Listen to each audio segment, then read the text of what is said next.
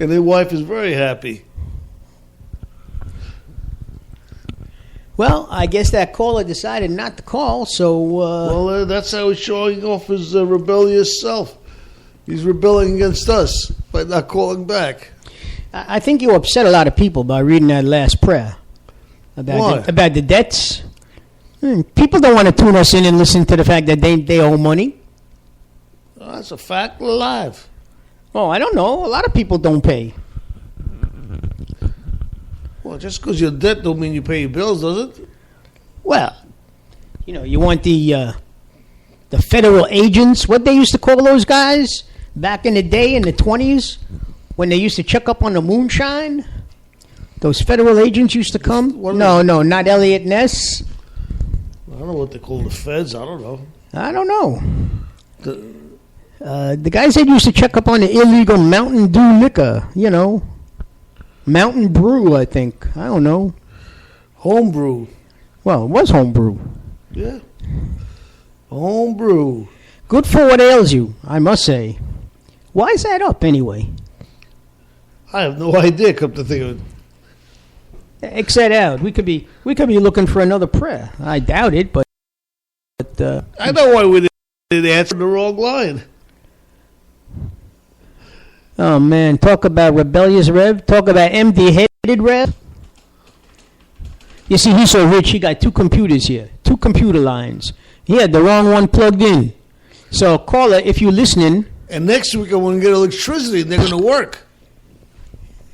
Well, I'm pedaling as fast as I can, trying to generate that electricity, but caller, if you're there, please give us a ring. Oh, please give us a ring. We need it desperately. Yeah, we'll broadcast it way beyond our time. Yeah, we was up last week at this time. I think that's why people liked us. We were short. I think, the caller, we cannot call you because it doesn't work that way. We can only receive calls on the air. And we are on the air live from New York. No, that's Monday and Wednesday and Friday. Oh, we're live from wherever we are live. Del Rio, Texas, brother. Del Rio, Texas. What's wrong with you? And you can call us at 516. 603. No, 516. 665-1860. That's 668. On your radio dial. 1860. Area code 50106. I think we're going to sign off at 18 minutes because that'd be a lucky number. No. I have faith in him. He's going to call. Well, I should hope you have faith. You the Rev, but... let's see. Why are you staring at the phone? It ain't going to make it ring any quicker. It ain't? No. Oh. Let's try smoke signals. Send up some smoke signals. Maybe he's going to get that. How about... okay.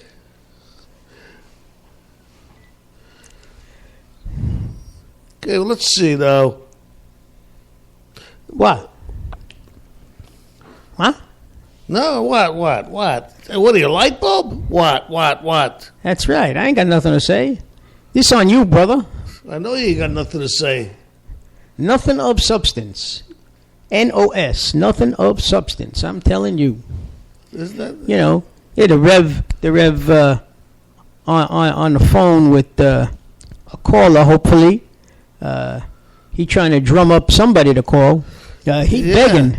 You should see it's not a pretty sight, folks. I got to tell you. We got a 250-pound man here, 5 foot tall, on his knees, trying to beg, and I don't think he's going to be able to get up. I don't know. It looks bad. It is bad. It is bad. Well, as I said, we coming up now on 20 minutes. I think we've been doing enough. I can't do this no longer. I'm telling you. Take my word. I can't be doing this. I don't want you to. This is only supposed to... Well, then let's say goodbye to the people. No. You don't seem to understand. The first 4 or 5 minutes, you're talking like you're whatever you're supposed to talk. Then you're supposed to talk normal. Well, we're on 20 minutes already. I went past that a long time ago. Yeah, what happened to Mr. Dan here? Oh, so you're not supposed to use names? He's one of our regular callers on our real show. Well, I guess he feels he has nothing to add to this, and I can't say that I blame him. All right, come on, Rev. Let's wind it up here. All right, Mr. Dan, we're going to give you 2 minutes to call in. Oh, God. 2 minutes. And you're going to, ladies and gentlemen, who hear this dead silence, don't worry, we're still here.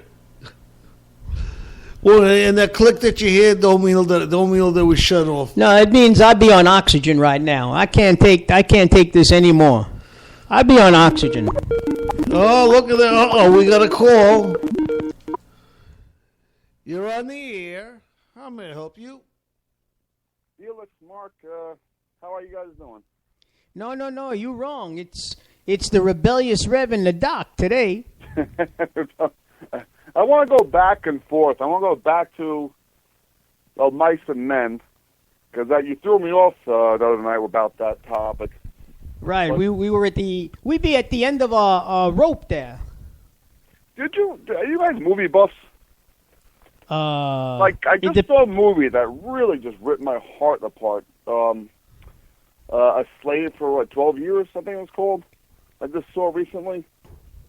And we What's it wonder why called? race is such a problem in our country.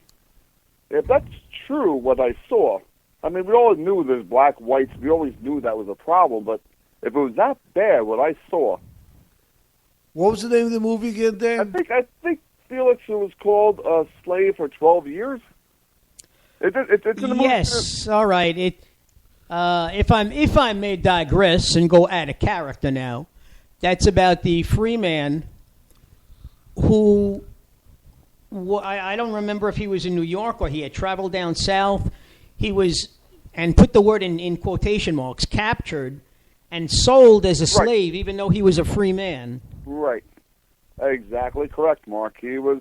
If this is hopefully not a true story, but I can see why there's such tensions between us and them. I mean, it shouldn't be like that, but man, this can't be true. What this guy went through. If that's a true story, it's supposed to be true, but Well, I'll tell you, if it wasn't true, it happened anyway.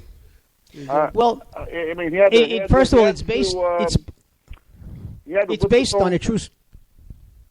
I mean, if this is true, I don't know if I'm off your topic here, but I do want to go back to Mice and Men, because that was good.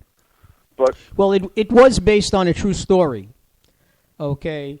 But just remember your history of the Dred Scott decision. Dred Scott was an Dred escaped Scott, slave who made it up north, and he was living as a free man, and he was sent back down south as a slave because he was considered the property of his southern master, even though he was a free man up north.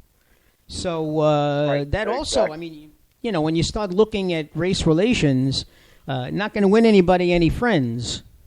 yeah, no, I'm a heart. I almost cried during the movie because I just saw it and I was like, wow, were us whites that bad?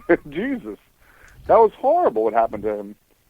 Well, I know that from what I read, that the Southern taskmasters were cruel. They were terrible. They were truly terrible. Oh no, they're raping Some of the things women. that they did. Yeah, they're raping the women, raping the children. They were just. I mean, and then if they had a kid with somebody, they'd sell them off. I mean, Jesus. It's true. They would separate families. Right. No, they first of all, they didn't allow slaves to marry because they felt that they were nothing more than animals anyway. But Right. there were slaves that lived together as husband and wife and had children. Right. And in some cases, as a punishment, if the master didn't want to be bothered with having a little child, he would either sell the baby or he would sell the husband or the wife. Right. Exactly. And I mean, I don't know if you saw the movie, Mark or Felix, but I almost cried. I was almost pretty much in tears. I mean, they made him whip with a whip. His own partner. They killed both of them. The woman had kids, and they'd sell them off. Yes. Hopefully we weren't that type of country, but We were. We were. That's the sad thing. That's what people don't want to remember. right. That's the part that people don't want to remember. The part that, if it was up to certain politicians, and certain sects in this country, it would be taken out of history books. Right. Well, right. No. I really cried for our country because I watched the movie because I was like, we couldn't have done that.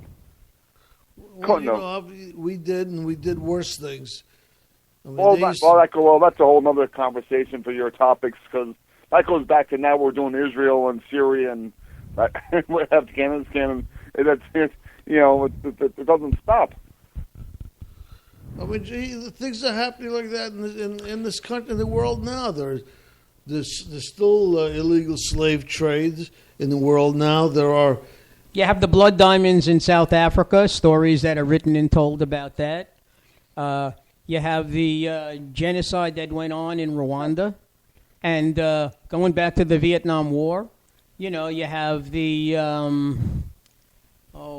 wish I could remember. There's too many stories, Mark. That's why. I know. What do you mean? Right now, the things I look at all the stuff that's happening in Afghanistan and in Pakistan, where they shot that girl because she was going to school. Oh God, there's so many stories they talk about. But I do want to go back to Of Mice and Men. Mark, I do want to go back to that because you threw me off when I haven't seen that. I haven't read it in 25 years. What's your take on it? What was the purpose of that movie? What was the Lenny and George? Well, they were two losers, You had Lenny, who didn't know his own strength and was constantly being picked on. Right. And George took it upon himself to become his protector. I don't remember how the two of them hooked up at the beginning because it's been a long time since I've read it. I know, but even though I used to use it in school. Right, that's teach. That's how you threw me off guard the other night. And when you threw me off guard, when you brought it up, I'm like, oh shit, I haven't read this thing in 25 years. Well, that's just me trying to act intelligent. You have to understand that. But always the teacher. But unfortunately, the whole point is at the end that George didn't know his own strength, right, and wound up killing the right. son's wife. Yeah. All right. She was coming on to him. She knew that he was slow, and she was coming on to him, and then he did something, and he literally broke her neck. Broke her, right. I remember the story now, right. But that's why I'm calling you now, because, right, I remember he killed her, but then I guess his brother had to kill him. I mean... No, it was George, and it wasn't his brother, but what happened was they sent out a posse to catch him. Right, to catch him. And right. George was afraid for him. Right. Because he knew that they would torture him if he was captured. And, it's almost like a mob hit, okay? George, told him to... Cause hide, right, hide. Lenny was always thinking about the rabbit farm. Right. Okay, because the rabbits were so soft and fuzzy. And he told them to think about that rabbit farm that they were going to have together. And George was thinking about the rabbit farm, had a smile on his face, and then Lenny and then George shot him in the back of the head. Right, George shot him back at his own brother. Right, because if anybody had to do it, he wanted to do it because he would make it painless and quick. I mean, the poet's great, but I don't know the moral of it, the story. I don't understand it. What? I don't know. Protect your friends and family, but I think it was just, it was a period piece about how people lived back then, because a lot of Steinbeck's writing, he traveled America, and he wrote about everything that he saw. And the thing about his stories was that they were all true. Whatever he wrote about, it was based on some fact. Okay. And it was, it's just a classic novel. It is a novel. It's a classic. You just threw me off the other night when you brought it up. I was like, geez, I'm trying to remember the story when it's been 25 years. I'm like, wow, I haven't about Mice and Men. I mean, obviously I know about it, but I just forgot. So I just caught up on my memories about what happened. So anyway, what about that train wreck that just happened? Jesus. Yeah, as it turned out, it was speed, 82, over 80 miles an hour. But no, look, I understand.